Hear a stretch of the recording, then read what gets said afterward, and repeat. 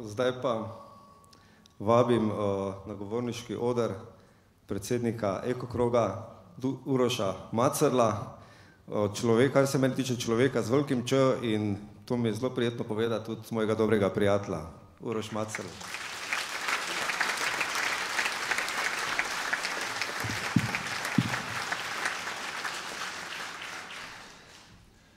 Zdaj po vsem tem povedanem, jaz mislim, da nimam kaj več reči. Tako polna dvorana svoje pove vse, govorca pred mano sta tudi povedala vse. Jaz mislim, da vsi skupaj, ko mi čakamo rock'n'roll. Predvsem pa čistega lufta pa normalnega življenja. Jaz vas sam vabim v sredo v Ljubljano.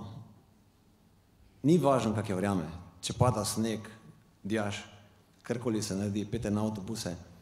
Mi smo potrudili, da to štafeto prinesemo do Pahorja, pa da pokažemo, da je ta država postavljena na glavo in da nam je tega dosti. Da nam je dosti podpisov obrnjenih na glavo, ki dovoljujejo genocid nad Zasavčani, in nam je dosti tega, da država ne razume, da je samo servis državljanom.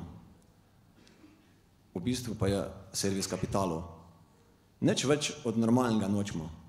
Samo normalno življenje in normalen zrak. To, kar nam dajejo, pa ni znosno. In pač, enostavno povedano, mi s svojim življenjem ne odiramo na dvorišče Lafargea. Nas Lafarge ne zanima, mi si želimo, da dela cement, pa da so tam delovna mesta.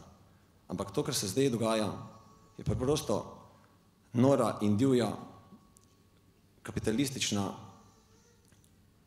ena taka, kako bi rekel, na glavo postavljena proizvodnja, kjer se sežigajo, čeprav pravijo pod kontrolo, ampak če imaš kdo tukaj občutek, da se tukaj kontrolira, kaj se tukaj sežiga, pa kako se.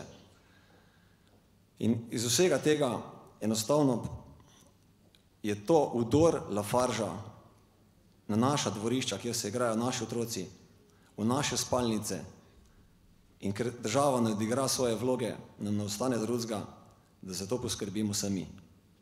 Jaz nimam upanja, da bo država kar sama spregledala, da je nekaj narobe.